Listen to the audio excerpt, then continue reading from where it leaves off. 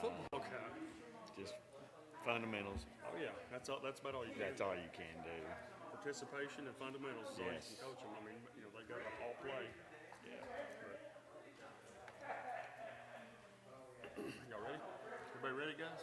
Yeah. I'm ready. Hey, Larry. Larry, get his number. We're getting ready to start. All right, we're going to go ahead and call the March Planning Commission meeting to order. I'd like to welcome everybody. It's April. I'm sorry, April. Well, we just finished March. I'm sorry. All right. Well, okay. Thank you for correcting me there.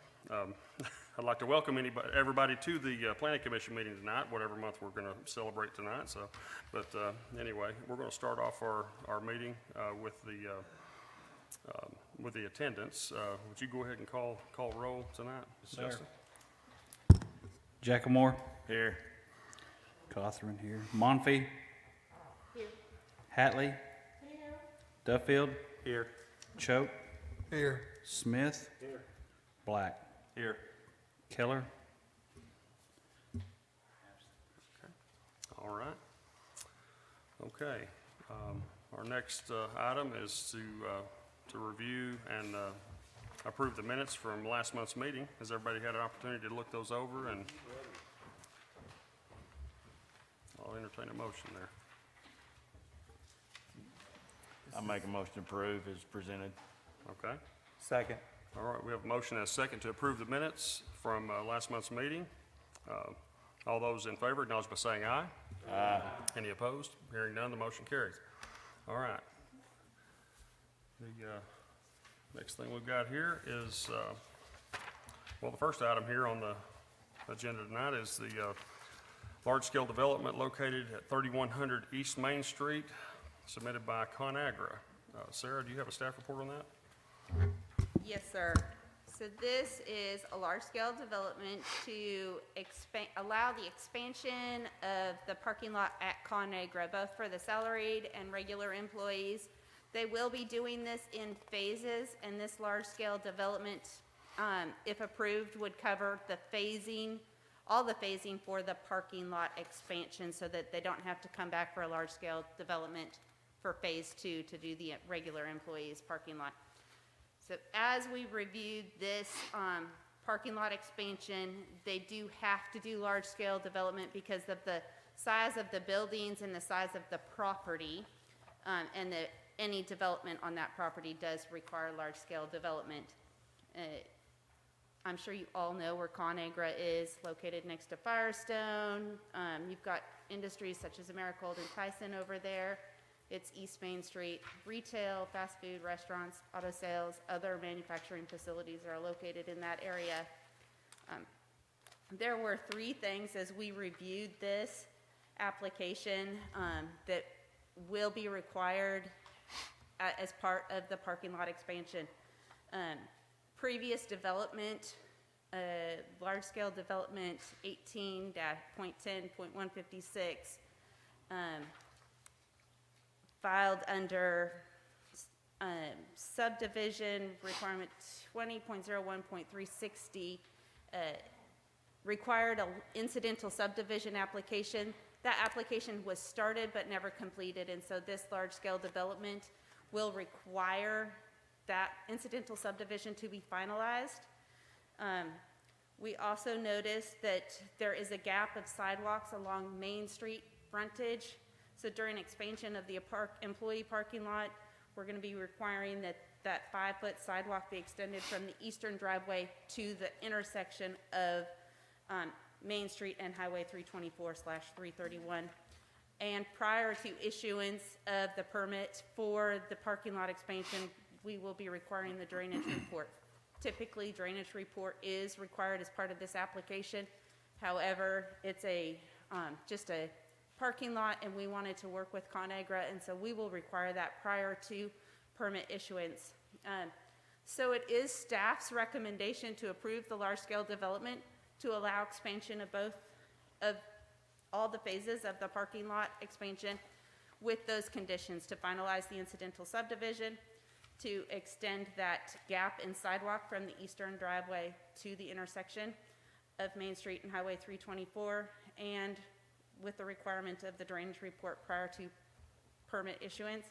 As a result of the findings, that the applicant demonstrates compliance with the regulations of Article 2.10, and compliance with Section 7 of the Land Subdivision Development Code. That is my staff report. Okay, thank you, Sarah. Is anybody from ConAgra here? Do you have anything to add to? No, that's, we've had numerous conversations, so we're straight on it. Okay, all right. Commissioners, anybody got any questions for Sarah or or anybody else? This is a public hearing, so if anybody or public meeting, anybody's got any comments or any questions, please step up to the mic. Commissioners? I make a motion we approve the development. Okay, that is as presented by staff, right? Yes. Okay, with the conditions. Okay, all right, we have a motion and a second to approve this request as presented by staff with the conditions mentioned. All those in favor acknowledge by saying aye. Aye. Any opposed? Hearing none, the motion carried. Okay, next item here, special use permit to allow used car business in a C2 located at 3518 South Arkansas Avenue, submitted by Barrett and Associates on behalf of Alejandro Gonzalez. Did I say that right? Okay, all right. Sarah, you got a staff report on that? Yes, sir, absolutely. So this is located at 3518 South Arkansas Avenue. It is an application to allow auto sales. As we reviewed this application, there were a few items that came to our attention. First being that this is in a floodplain, and so staff has pointed out as part of the staff report that it is located within the special flood hazard area in a flood zone known as AE. In the AE zone, base flood elevations have been determined. So a floodplain development permit with elevation certificate will be required prior to permit issuance, and then again prior to certificate of occupancy to ensure that the structure is elevated out of the floodplain. Base flood elevations are complied with, ensuring compliance with the National Flood Insurance Policy Program and compliance with the local ordinances. City Corps did notify us that sewer is not available at this location, and so the applicant will need to obtain approval for a septic system from the health department. And then any signage will be required by a separate permit. They did meet all the requirements of Article 3.20 for commercial building design. They are proposing paved driveway and parking, and additionally within this area,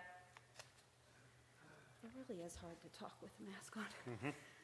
Additionally, within this area, sidewalks are not required per the Russellville zoning code, so that is not a requirement of this application. So it is staff's recommendation to forward this application to City Council for approval of the special use permit with the following conditions: to obtain a floodplain development permit, including the elevation certificates, obtain approval for a septic system from the health department, and if a sign is proposed, a separate sign permit will be required as a result of the finding that public safety requirements of the proposed structure are met, current traffic routes are constructed in such a way to handle traffic to and from the business, and facilities already service this location. That is my staff report. Okay. Dave, you got anything to add to that? Okay. The applicant has already fielded a lot. We've went out there and we have checked the grades, and currently it's above the base flood elevation.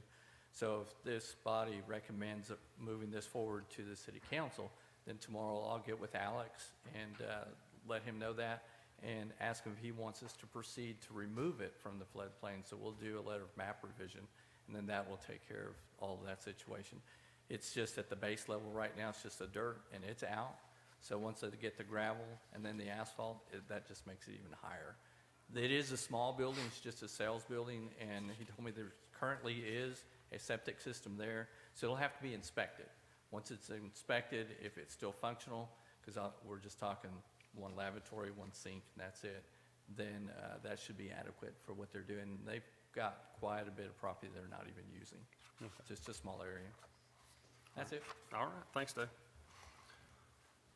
Commissioners, you have any question? Or does anybody else have any comment on that?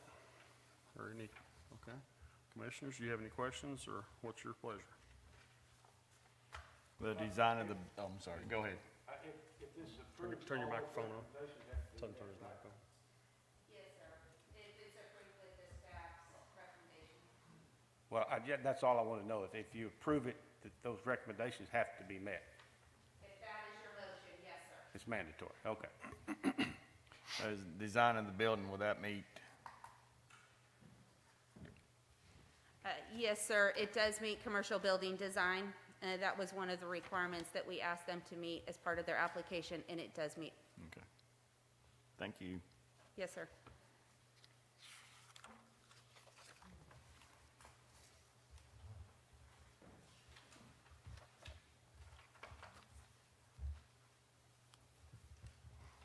Hey, Dave, how long would it take you guys to actually get the letter map amendment?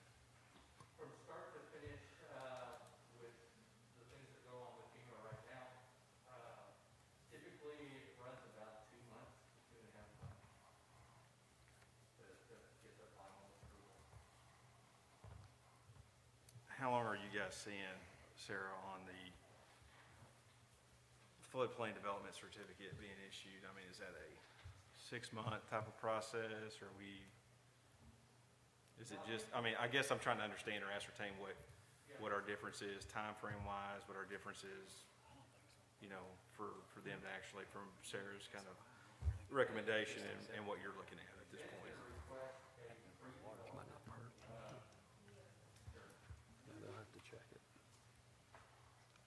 Not speaking for Ben, but what he'll do is he'll request a pre-development elevation certificate. So we'll show that, and we'll show what the elevations are, where the base flood is, and it's pre-construction. And from that, then he'll give approval to the staff to be able to issue a permit. That's his, and then we'll also show him the current elevation so he can compare it with the base flood. About a day. Yeah, doesn't take long at all. Just typing it out.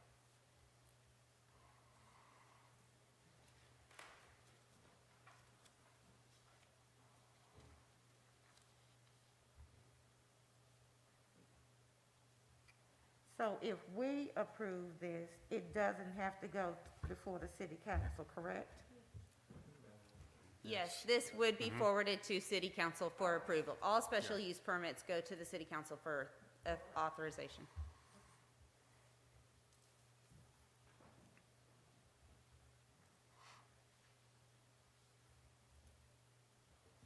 I'll move to approve as presented by staff. Okay, we have a motion to approve. Do I hear a second? This is Cody, I'll second. All right, we have a motion and a second to approve as presented by staff.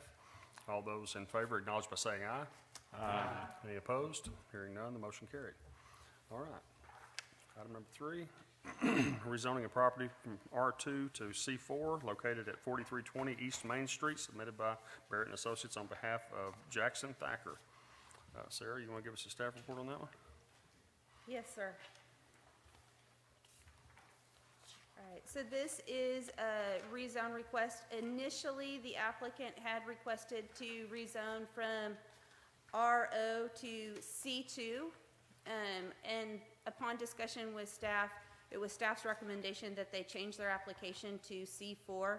It still allows the applicant to do what they wanted to do with a restaurant at that location, but it is more in line with what I see as in compliance with the comprehensive plan and in compliance with what is going on in the area. So as we reviewed this, this is just 1 block away from the intersection of Phoenix and Main Street, west of that by 1 block. You will already see that it's more of a commercial neighborhood with some commercial businesses there at the corner, taking existing historical or older homes and converting them to medical offices, and that is kind of in line with more of the C4 versus the C2. So I do see the area at the corner intersection Phoenix and Main also being rezoned at one point to C4 as well. So then you would just be transferring the C4 that's east of this property all the way towards the intersection of Main and Phoenix. And as a result of that, and looking like that's what the comprehensive plan is requiring, or not requiring, is showing us as a guide, we had talked with the applicant about changing this to C4. So it is, it does line up with future land uses of the area. It does line up with Reimagine Russellville Comprehensive Plan 2040, and it potentially could increase the value of the property, but as you look at it, it's really in line with the development that will occur over there. And I do think this is an excellent opportunity for us to see some growth in our community. And so as a result, staff does recommend that the commission forward this application to City Council for approval to rezone the property from residential office to C4, neighborhood and quiet business, as a result of the findings that it is in line with existing and future land uses within the area. It does align with Reimagine Russellville 2040 Comprehensive Plan, and although there may be an increase of value or income potential of the property, it is in line with development within the area, and that is my staff report. Okay. I need to make a correction for the record here. I guess I did, the agenda does say the property location is 4320 East Main. Well, it's actually 1703 West Main. Make that correction. All right. Is there, you have anything to add to that, Dave? The applicant wishes to build a building, a two-story building there that has a look like the New Orleans style, because he wants to put a balcony around it for patrons to be able to go up there, because it's going to be both a coffee shop and an ice cream parlor. And I've had several of the staff at St. Mary said, bring it. Yeah, I bet they did. You know, Okay. so we may have to talk to Public Works about putting a crosswalk right there for them, you know, flashing something, you know, because Right. traffic might be pretty horrendous, but that's it. Okay. Sounds like a good idea. Commissioners, you have any questions, or what's your pleasure on that?